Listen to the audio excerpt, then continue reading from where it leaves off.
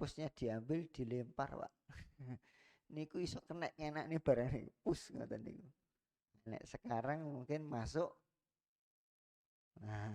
seundang-undang itu Pak, sudah nggak ada yang berani gitu. Senakal apapun jangan diapa-apakan gitu. Yang ada adalah dinasehati. Nah, tarjih ini menguatkan yang satu dan melemahkan yang lain. Lalu tarjih ini menjadi disiplin ilmu yang namanya ilmu usul fikih. Nah, usul itu ya dari dasar, fikih itu pemahaman. Ilmu usul fikih itu secara bahasa. Nah, ini namanya adalah tarjih. Dalam ilmu usul fikih, tarjih itu adalah melakukan penilaian terhadap dalil-dalil syar'i yang secara zahir tampak saling bertentangan, atau mengevaluasi terhadap pendapat-pendapat fikih untuk menentukan mana yang lebih kuat. Nah, namanya tarjih itu adalah niku melakukan penilaian terhadap dalil-dalil syar'i. Dalil syar'i ini kenapa? Ya dari Al-Qur'an, dari hadis. Nah, melakukan penilaian yang seolah-olah dalil-dalil itu saling bertentangan. Seolah-olah dalil itu bertentangan. Lalu dievaluasi. Diambil mana yang lebih kuat dan mana yang lebih maslahat. Lalu diambil. Sehingga yang namanya tarjih itu adalah menguatkan salah satu dalil atas yang lain sehingga diketahui mana yang kuat, lalu diamalkan mana yang kuat tersebut. Kalau kemudian lalu dikaitkan dengan Muhammadiyah, berarti yang dipandang kuat dan maslahat menurut Muhammadiyah. Tentu ilmunya bukan hanya perasaan. Wah, ini koyone lebih kuat iki koyone lebih apik, tidak. Tetapi itu juga dikaitkan dengan usul fikih. Oleh karenanya yang namanya produk tarjih itu tidak terlepas dari yang namanya usul fikihnya. Usul fikih itu alatnya untuk menentukan sebuah pemahaman dari dalil niku. Misale yun sewu yang lagi viral aja lah. Yang lagi viral adalah tentang hukum musik. Nah, dalam Muhammadiyah itu jelas. Artinya jelas itu yang sudah diputuskan oleh tarjih. Musik itu pada dasarnya adalah dia itu mubah. Ada dalilnya yang melarang memang. Hadisnya melarang. Tapi ketika hadis itu dipahami dengan ilmu usul fikihnya, maka lalu kemudian kesimpulannya yang awalnya secara pasti misalnya di hadis itu melarang, lalu kemudian kalau dilihat dari usul fikih, larangan itu bisa menjadi beberapa kesimpulan. Tidak jadi satu kesimpulan. Contohnya ngenten, misalnya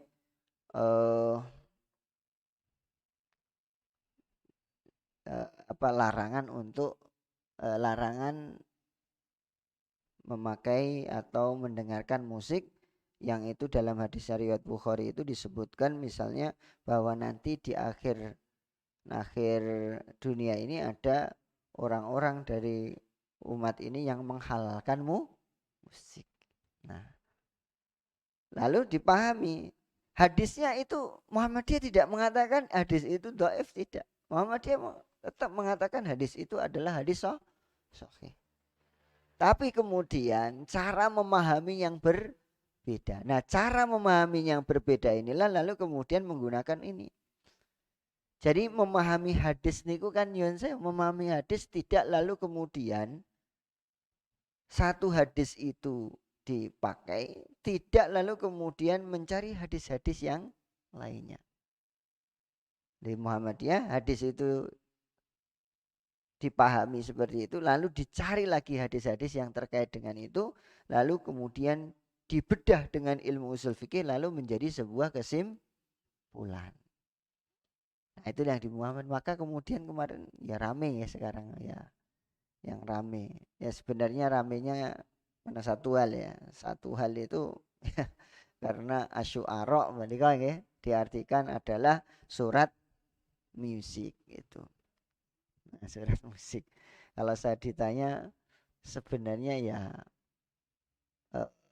kalau dalam tanggapan orang awam ya saya tidak setuju kalau syu'ara itu adalah pemusik yang kemudian dimaknai pemusik seperti misalnya di jalanan gitar-gitar dan sebagainya itu.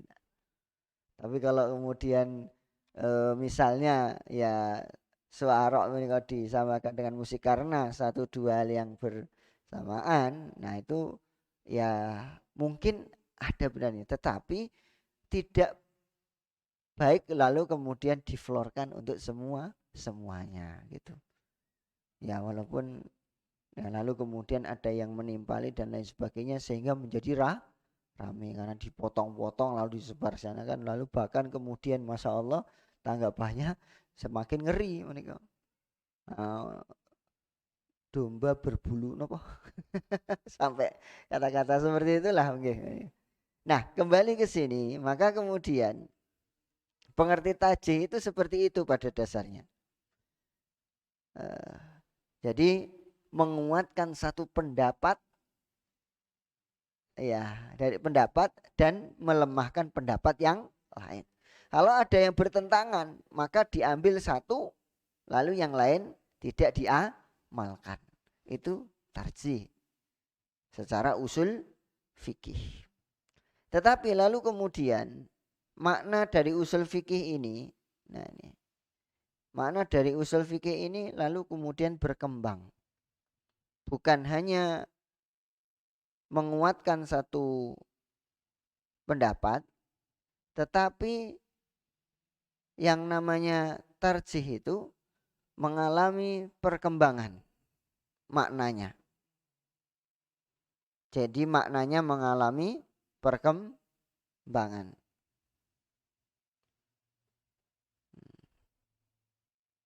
Kalau di sini ini saya bawa buku Manhaj Tarjih Muhammadiyah.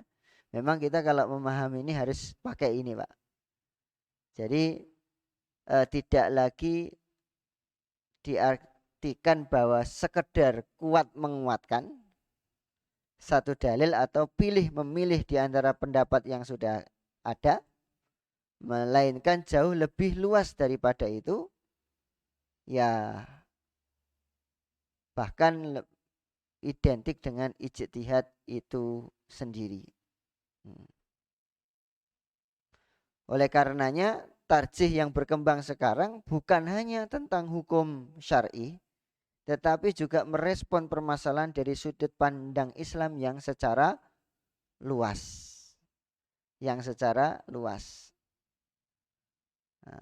Namun di sini tentu tidak lalu kemudian bertarjih pokoknya ya pendapat saya seperti itu, yaitu tidak.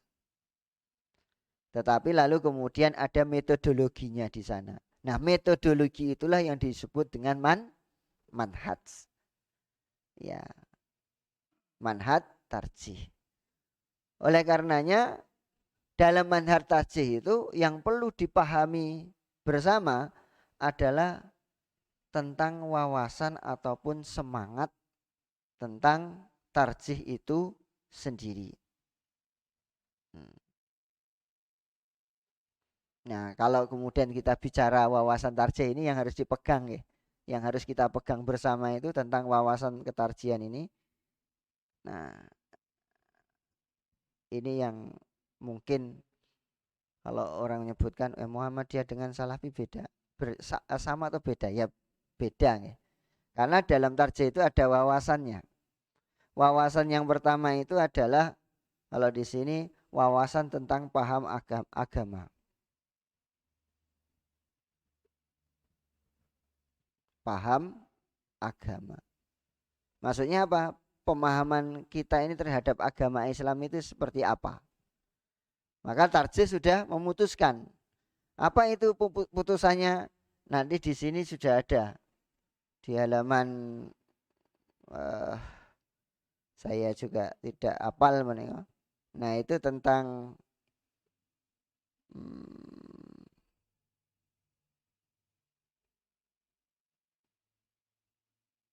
kok jadi lupa saya ini.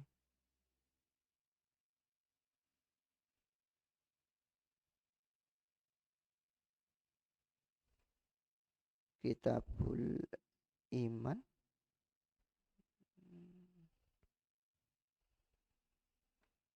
Oh ini kitab masalah 5 tentang agama, dunia, ibadah, sabilillah dan qiyas. Di sana disebutkan. Paham agama, agama itu apa? Dalam Tarjih itu sudah disebutkan.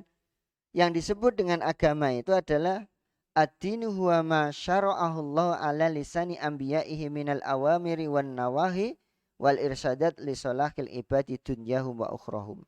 Yang namanya agama itu adalah syariat Allah dengan lisannya atau perantaranya para nabi yang berupa perintah-perintah dan larangan serta petunjuk-petunjuk yang tujuannya adalah untuk kemaslahatan kebaikan manusia itu sendiri di dunia maupun di akhirat.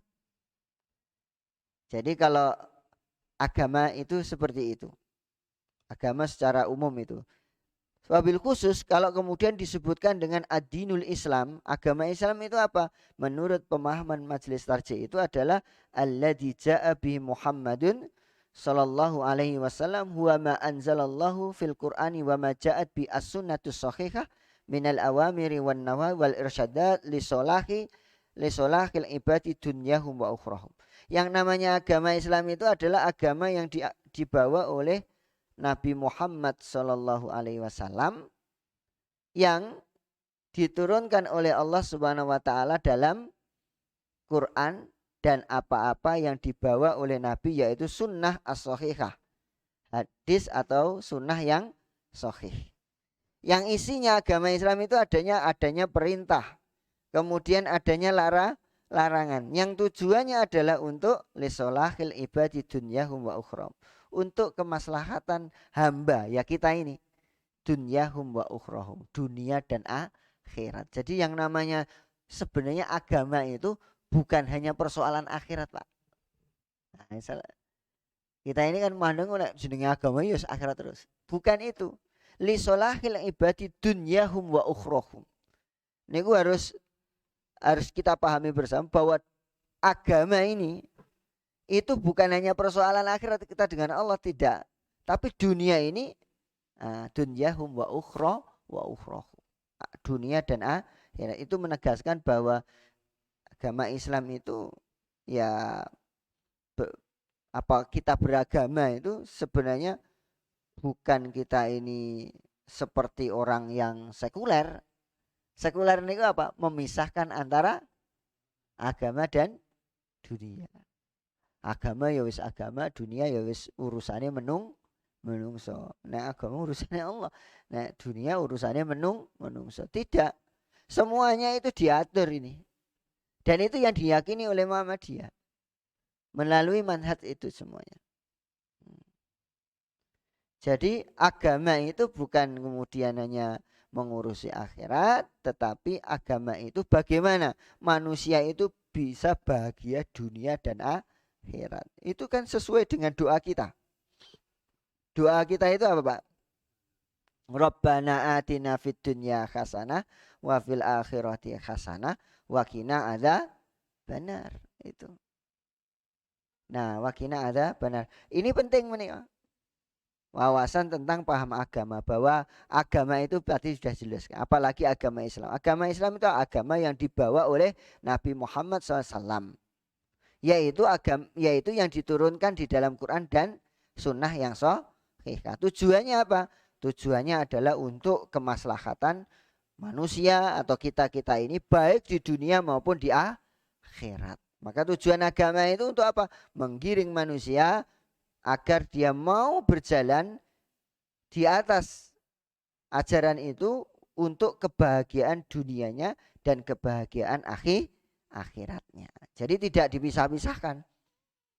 Karena dunia itu adalah juga masro'atul akhirah. Dunia itu adalah tempat untuk bercocok tanam, untuk menanam yang hasilnya adalah nanti juga di akhirat. Itu paham yang pertama yang dipahami oleh majelis tarjih. Yang kedua, ada wawasan namanya tajdid. Nah, kan ada di majelis itu namanya majelis tarjih dan tajdid. Nah, tajdid yang dipahami oleh Muhammadiyah itu ada dua, Pak. Nah, ini penting. Yang pertama adalah tajdid dalam bidang akidah dan ibadah. Yang kedua adalah tajdid dalam bidang muamalah. Nah, tajdid itu artinya kan pembaharuan, Pak. Nah, pembaharuan yang dimaksud dalam hal akidah dan ibadah itu adalah yang namanya pemurnian. Jadi pemurnian yaitu artinya mengembalikan akidah dan ibadah yang sesuai dengan sunnah Nabi Shallallahu Alaihi Wasallam. Maka kemudian kalau dalam hal akidah ibadah itu apa yang dikatakan oleh nas, apa yang dikatakan oleh Quran, apa yang dikatakan oleh oleh hadis, ya itulah yang kemudian diterima dalam persoalan akidah dan dalam persoalan ibadah. Sehingga yang digali di situ adalah sunnah Nabi Shallallahu Alaihi Wasallam dan juga Al-Quran. Walaupun kalau dalam hal ibadah itu ada nanti yang namanya tanawu. Tanawu itu adalah keragaman dalam hal kaifiatnya. Tetapi secara umum menikah ini akidah dan ibadah itu murni, pure murni mengambil dari Al-Quran dan dari hadis Nabi Shallallahu Alaihi Wasallam. Beda dengan muamalah. Kalau yang namanya muamalah itu ya muamalah duniawiyah itu bukan akidah dan bukan misalnya ibadah. Ibadah yang dimaksud di situ adalah ibadah Allah atau ibadah yang khusus. Berarti adalah ya kalau dalam bahasa yang di sini disebutkan mendinamisasikan kehidupan masyarakat sesuai dengan capaian kebudayaan yang dapat diwujudkan manusia di bawah semangat dan ruh Al-Quran dan As-Sunnah Nabi Sallallahu Alaihi Wasallam.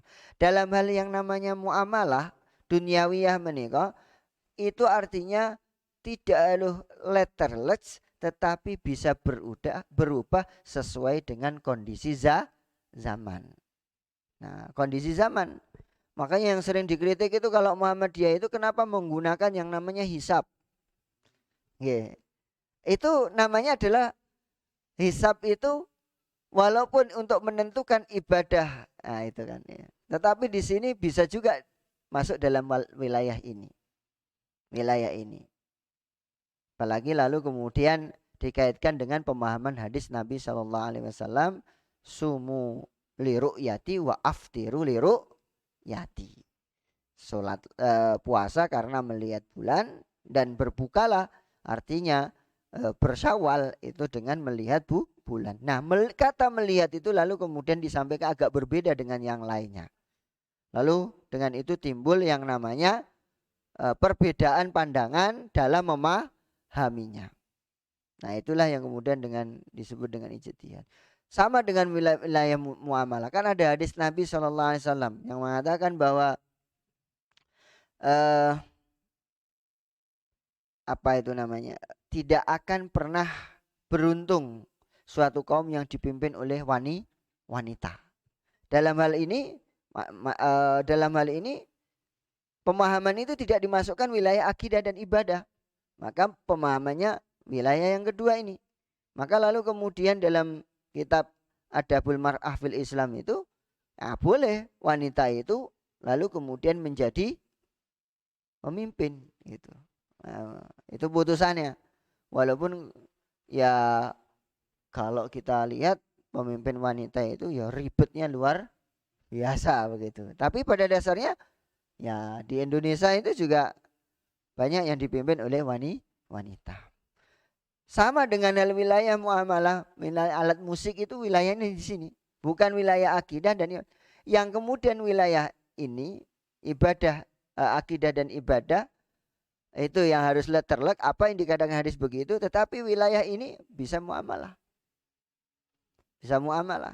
Makanya dalam memahami sebuah hukum itu dalam usul fikih ilat itu apa ya namanya? Kalau dalam usul fikih disebut dengan ilah, alasan ya.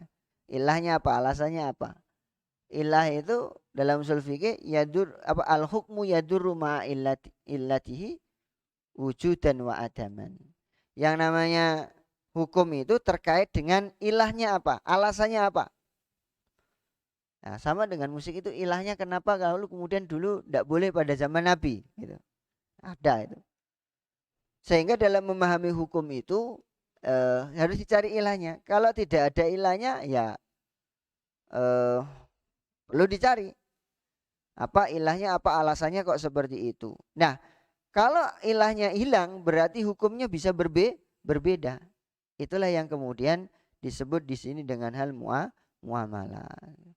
Nah, ini wawasan tajdid. Jadi kalau akidah ibadah ini yang kadang-kadang membedakan Muhammadiyah dengan yang lainnya. Kalau yang lain misalnya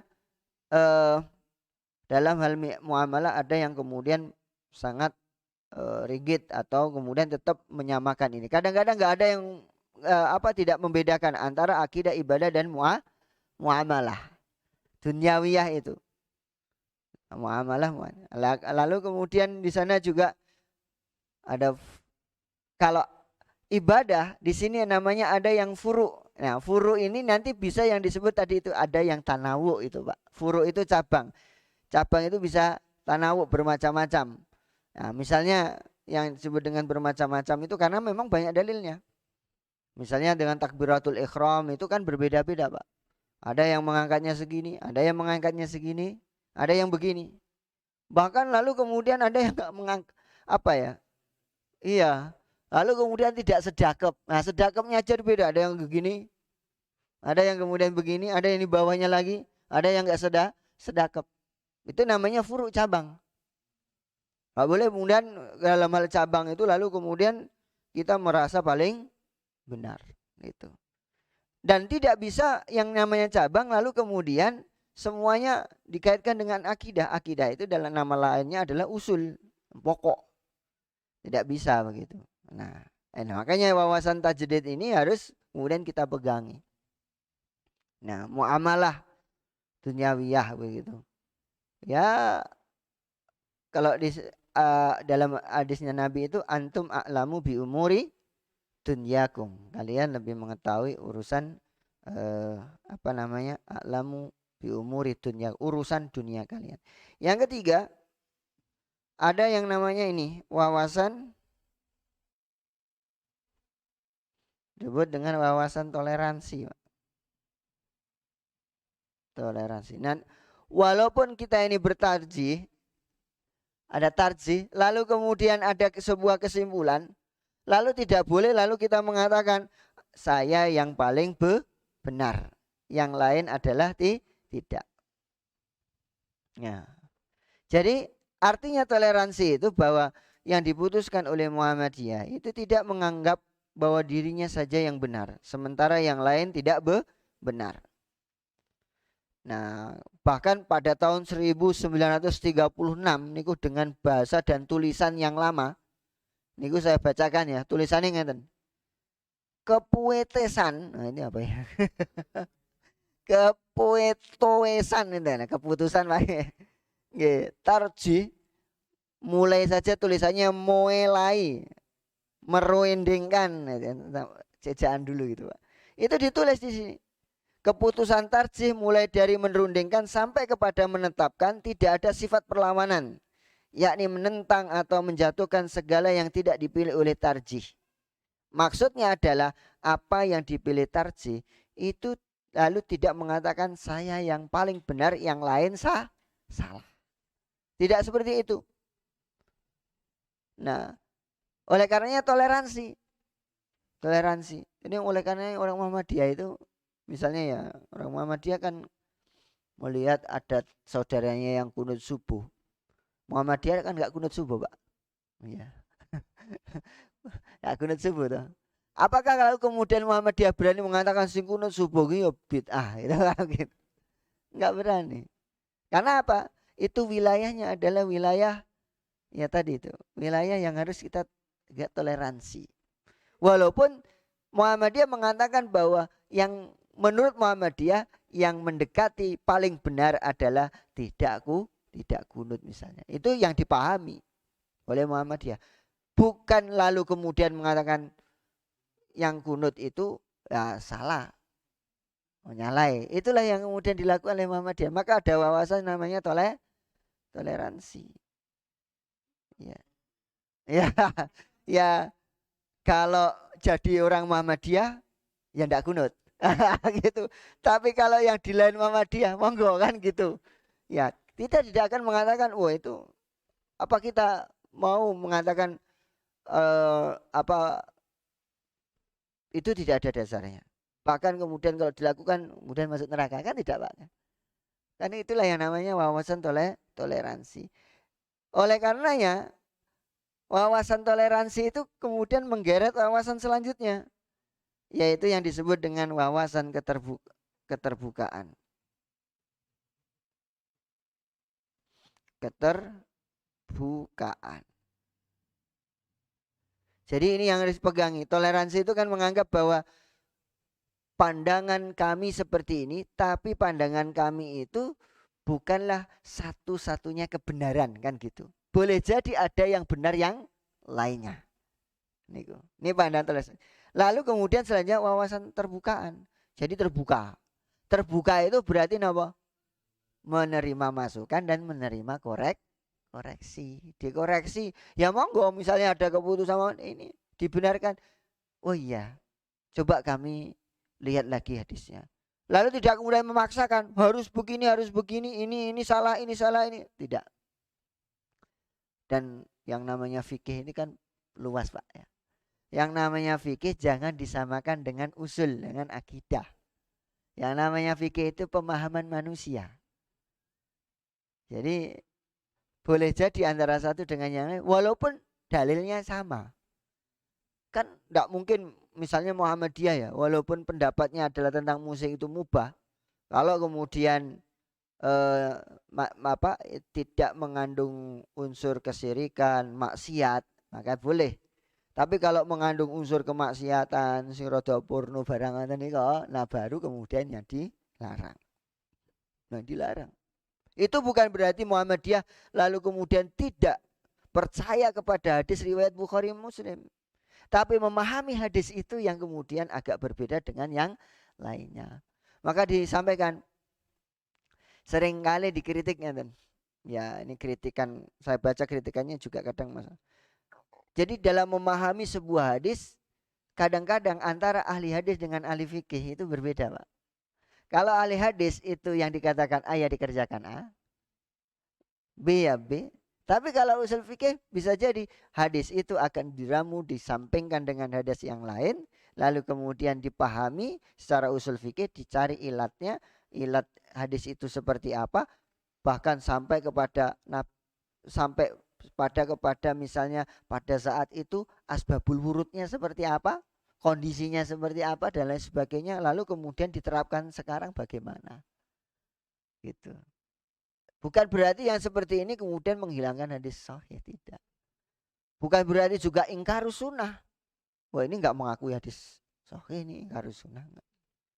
Karena apa? Pemahaman itu dilakukan seperti itu. Ini sampai jam berapa tuh Pak? Oh, 9 menit lagi. Oke. Nah, ini masih ada satu soalnya, Pak. Tapi nggak apa-apa nih. Nah, jadi yang namanya terbuka itu menerima kritik. Nah, gitu, Pak. Kritik monggo dikritik, kita akan terima. Ya kalau misalnya tidak benar, kurang masalahnya, lalu kemudian kita akan koreksi. Tapi itu dalam urusan pemahaman fikih, itulah yang harus kita lakukan, toleransi. Wawasan toleransi itu penting. Karena nggak toleransi, Pak Yun Sewu, nggak toleransi itu menimbulkan banyak hal. Ini sesama kita loh, ya, Pak. Sesama pendapat kita. Misalnya kita nggak toleransi, waduh, ya kalau lingkungannya Muhammadiyah semuanya gampang. Tapi kalau lingkungannya Hitler, Pak, ada yang beda. Ya, ada yang, nah iya Pak, ada yang beda toh. Misalnya tempatnya yang di situ kunut, lah kita gimana yo? Apa kemudian wis tak toki wae biyen salat subuh sik bar kuwi aku tak salat subuh. Nah kan berarti salat subuh 2 kali gitu ya. Ya gitu. Nah ini seperti ini Pak.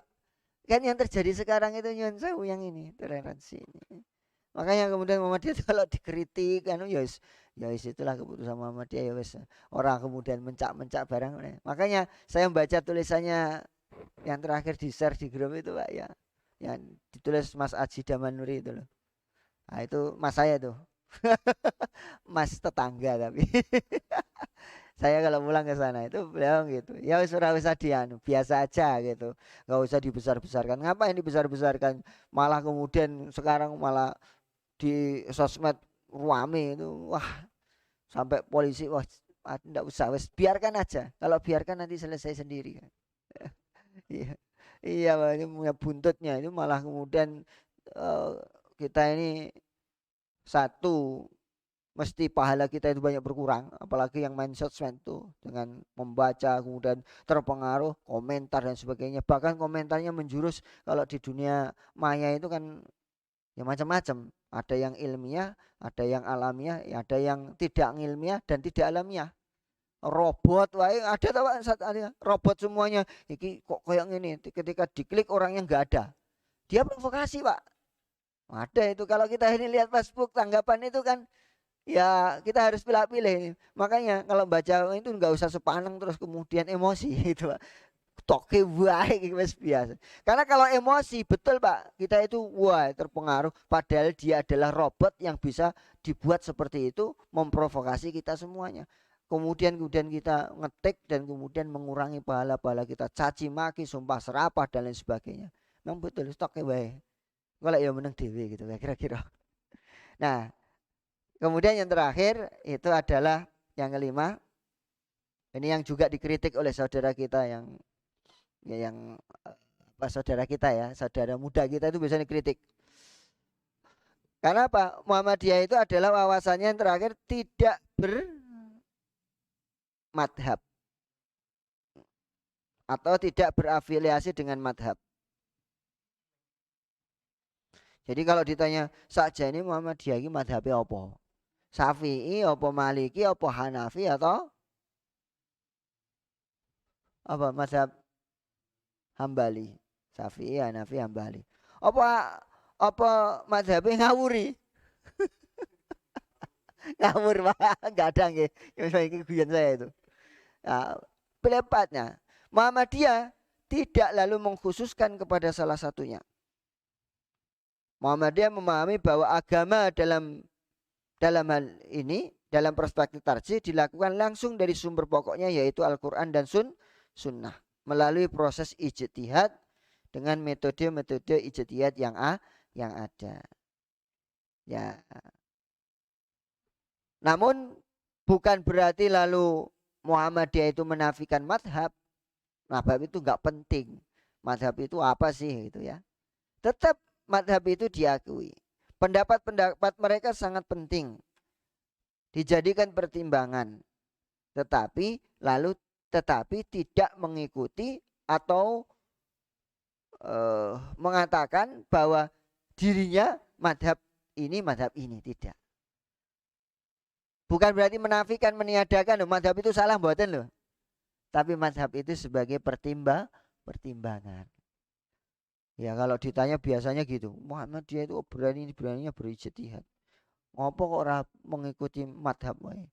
Kan madhab itu lebih pandai daripada orang Muhammadiyah.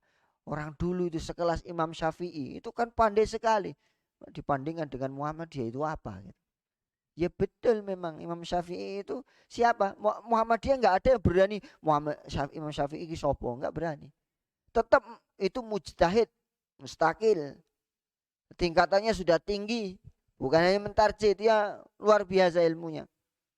Ya, sehingga banyak diikuti oleh orang di Indonesia. Tetapi lalu kemudian tidak dijadikan semuanya meniru itu, tidak.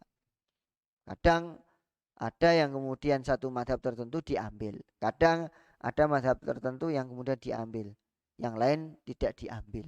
Tapi dia tidak berani atau tidak berani mengatakan saya madhab. Walaupun kadang diambil misalnya pendapatnya Imam Syafi'i yang diambil, tidak berani mengatakan bahwa madhab saya adalah madhab Syafi'i, kata orang Muhammadiyah.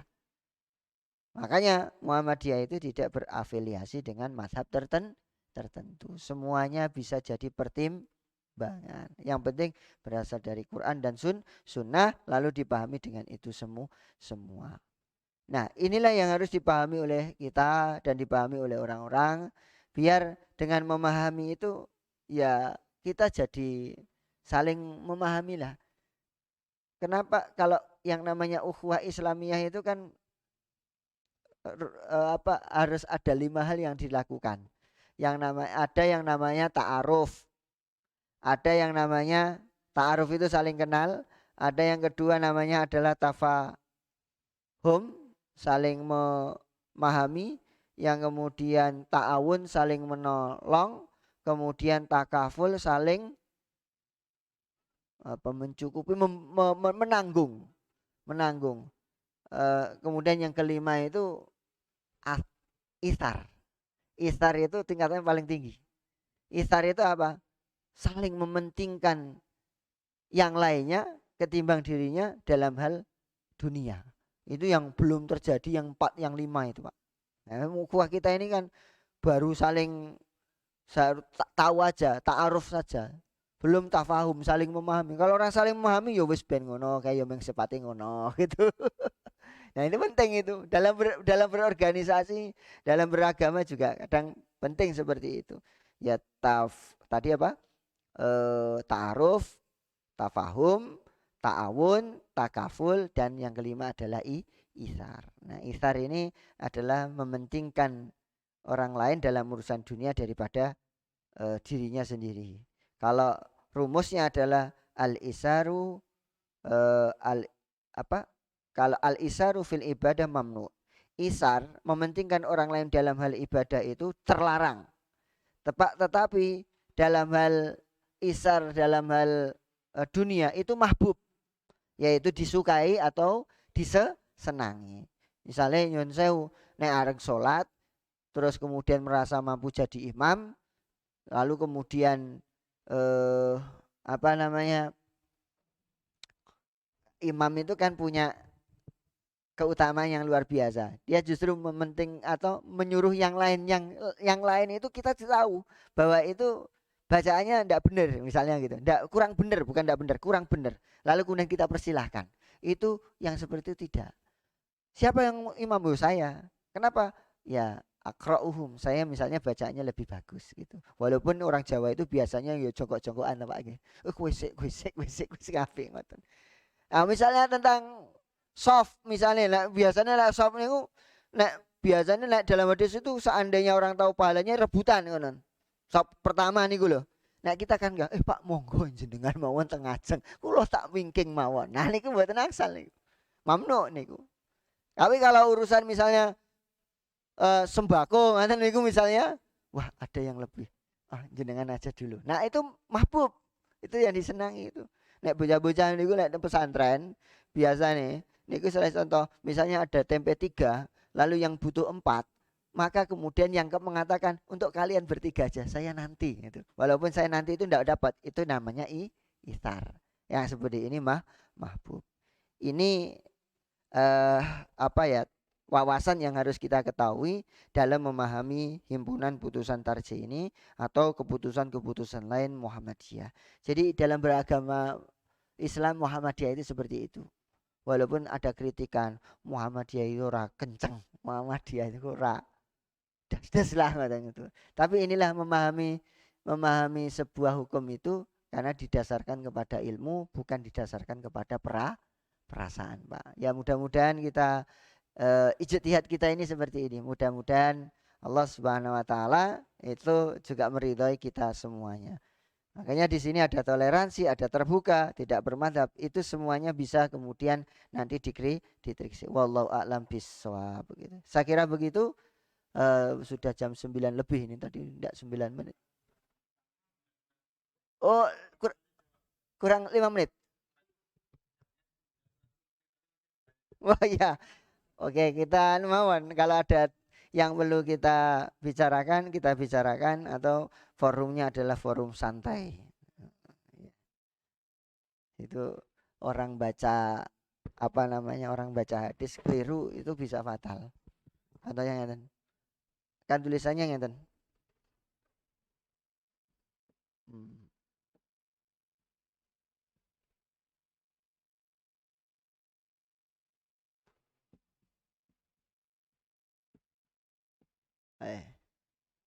Ya dan tidak ada titiknya. Ah, gitu. Tidak usah saya gitu.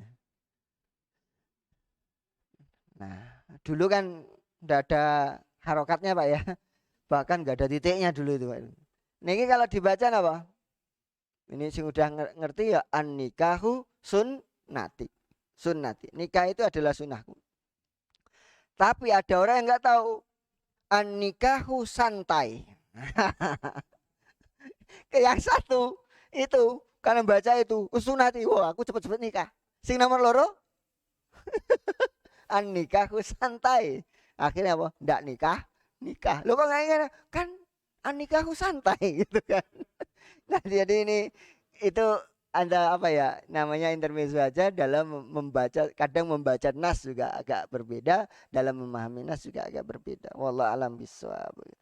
Monggo kalau ada sesuatu sebelum ini nggih.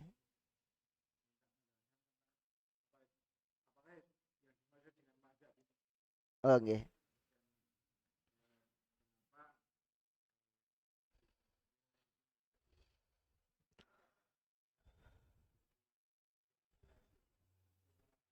Nggih.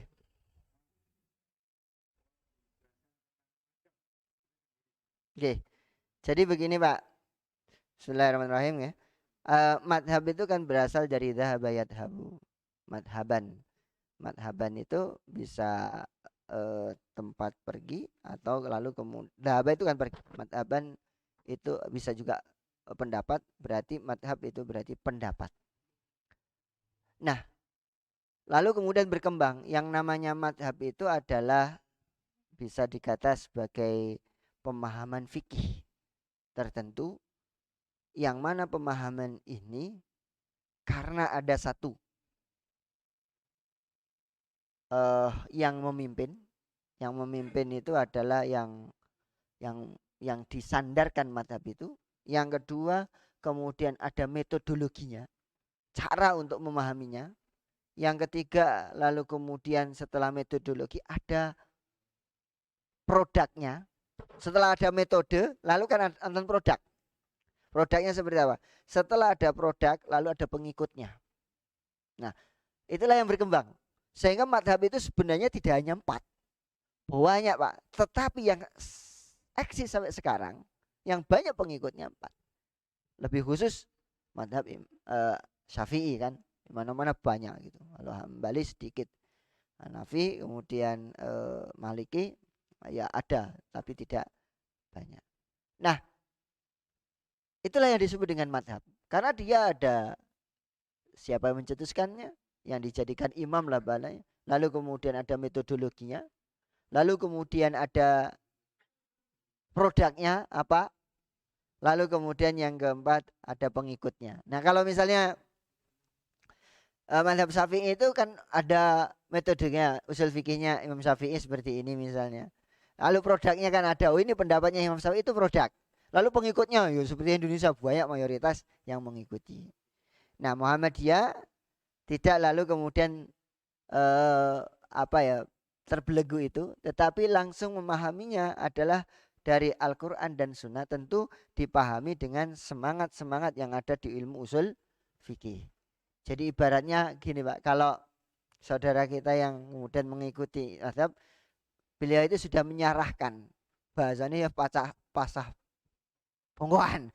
Ya iki imam saya, dan pasti imam saya ini lebih lebih fasih, lebih alim, lebih banyak ilmunya daripada orang-orang yang sekarang, sehingga saya lebih selamat apa namanya menggantungkan pendapat saya kepada ini. Kalau Muhammadiyah tidak seperti itu. Muhammadiyah pahami dari sumber aslinya, dipahami ngambil dari sumber aslinya, lalu kemudian dipahami dengan ilmu-ilmu yang berkaitan tentang usul fikihnya. Makanya di Muhammadiyah itu tidak madhab tapi menggunakan manhaj, manhaj cara gitu ya. Ya ini bagian dari apa mereka eh, ya semangat untuk mengambil yang ada di dalam Quran dan semangat mengambil yang ada dalam hadis secara langsung begitu. Ya kalau biasanya yang kita ini dipersalahkan ya apa wong Muhammadiyah lebih alim karo Imam Syafi'i dan lain sebagainya. Kadang-kadang nggak bisa jawab itu. Jadi begitu Pak pemahamannya ya. Walau alam bisawab gitu.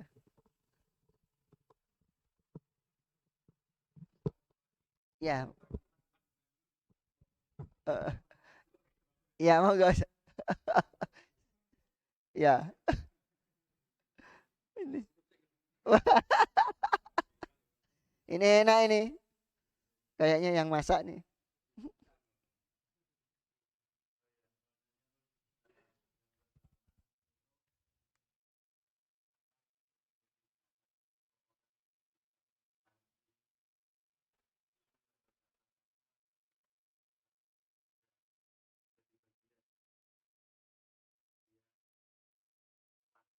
Ya.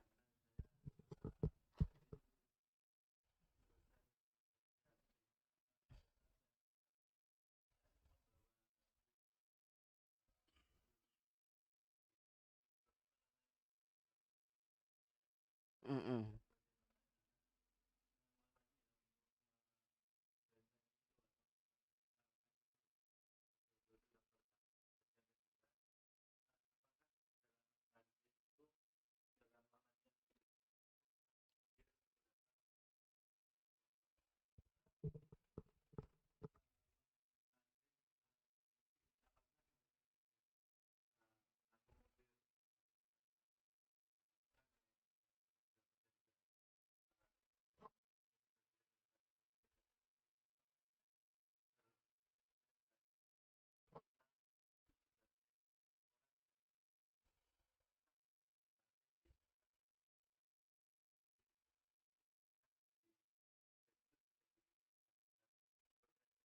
Ya, ya. Tentu eh yang bisa mentarjih itu adalah mereka yang punya ilmu tentang ketarjihan itu. Nah, ilmu ketarjihan itu adalah salah satunya adalah ilmu usul fikih. Jadi kalau ditanya apa syaratnya? Iya tentu syaratnya adalah orang yang punya kafaah syar'iyahnya atau punya kafaah ulum syar'iyah, punya kemampuan ilmu-ilmu syariat. Ya misalnya hadis dengan ulumuhu, hadis dengan ilmunya, fikih usuluhu dengan apa fikih dengan usul fikihnya, Al-Qur'an wa ulumuhu, Al-Qur'an dengan ilmu-ilmunya. Dan kemudian kalau yang lain ya terkait dengan eh apa ya? Dengan spesifikasi ilmunya itu sendiri. Itu juga penting, misalnya dalam wilayah dalam berijtihad Muhammadiyah itu misalnya tentang kesehatan. Tidak lalu kemudian hanya mengandalkan ahli usul fikih, kemudian ahli hadis, tapi juga ahli pengobatan, tabib dan sebagainya. Makanya dalam Muhammadiyah pendekat apa namanya ya? eh ada yang namanya pendekatan di situ, ada bayani, kemudian ada burhani, lalu kemudian ada irfani. Jadi kalau bayani itu adalah yang titik utamanya itu adalah nas. Kalau bayani itu, oh bunyi Al-Qur'annya apa? Oh bunyi hadisnya apa? Itu namanya adalah bayani. Lalu kalau burhani itu terkait dengan perkembangan ilmu yang ada. Ya misalnya tentang ilmu apa namanya? Ilmu falak lah misalnya ya. Ilmu falak ini kan berkembang itu. Buktinya apa? Buktinya kita ini selalu mengetahui adanya gerhana jauh-jauh hari. Dan ketika ketahuan selalu kemudian kita lihat kenyataannya betul terjadi. Itu kan empirik Pak itu. Betul-betul terjadi. Maka yang seperti ini adalah masuk dalam burhani. Lalu kemudian tentang ya tadi saya sampaikan tentang kedokteran dan lain sebagainya. Itu kan kalau ada penyakit tertentu lalu ditanyakan kepada majelis tajih, kan majelis tajih harus tahu tentang ilmu itu. Maka kemudian dilibatkanlah kemudian ahli kedokteran dan lain sebagainya. Musik saya kira yang ahli musik juga kemudian dilibatkan. Ini musik itu seperti apa gitu ya. Nah, seperti apa. Nah, tapi ya tidak kemudian harus pengamen ya. Tapi yang ahli dalam ilmu itu sebenarnya untuk apa dan sebagainya itu. Lalu kemudian ya diambil. Lalu kalau kemudian irfani itu ya kepekaan nurani lah. Kepekaan nurani, ketajaman intuisi batin ya melalui pembersihan jiwa sehingga suatu keputusan itu tidak hanya didasarkan kepada kecanggihan otak tetapi juga didasarkan atas kepekaan nurani perasaannya. Ya untuk menginsafi permasalahan tersebut. Sehingga putusan yang diambil itu adalah putusan yang terbaik. Misalnya begini. Kalau kita bicara tentang hukum nikah dalam kitab-kitab itu tidak ada yang kitab-kitab yang klasik ya, tidak ada yang namanya di sana wajib untuk mencatatkan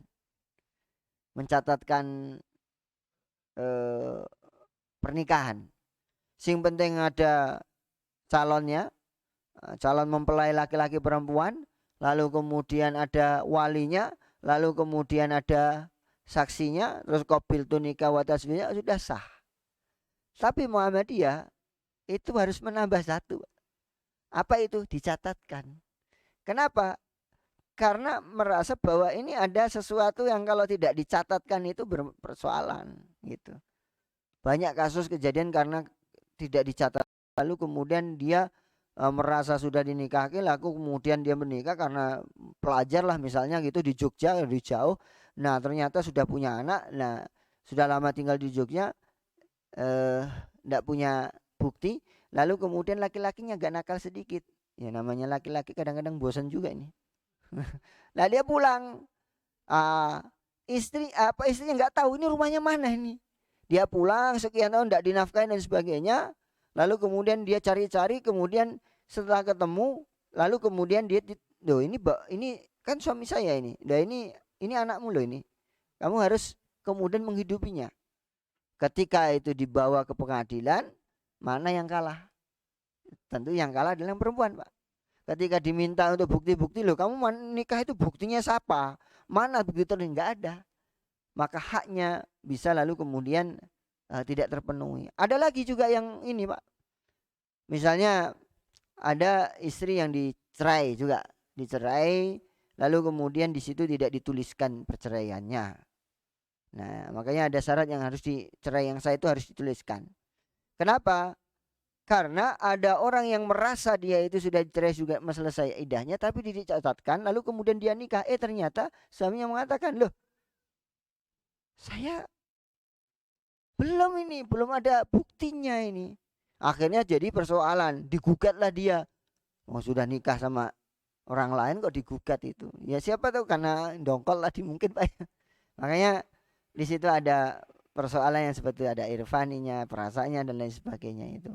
Misalnya Muhammadiyah kenapa ya nikahnya Bapak Muhammadiyah itu enggak berani nikah lebih daripada satu. Ya, nah, karena bapak-bapaknya itu suami-suami takut istri itu kan.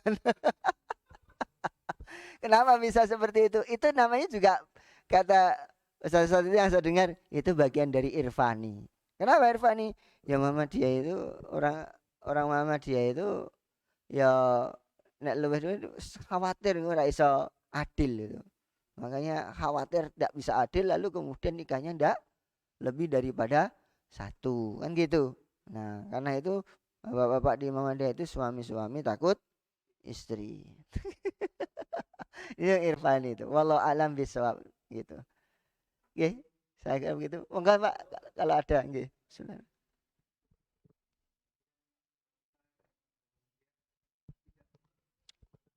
Nggih.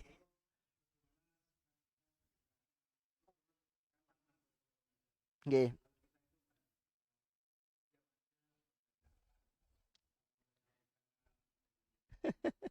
Ini kalau saya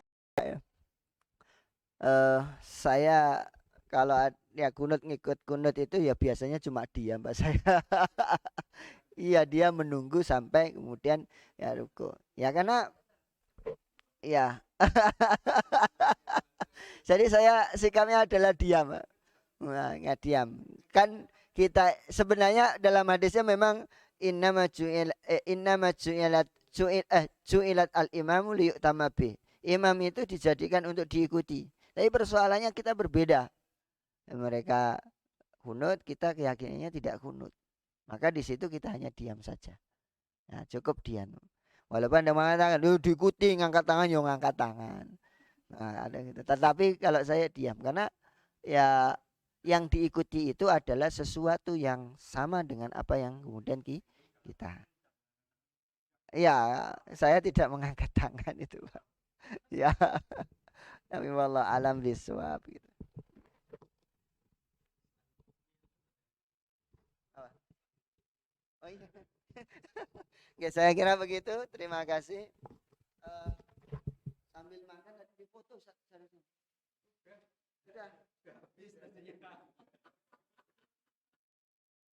Anu, saya minyak ditambahkan, tak kirim minggu lah sudah senang.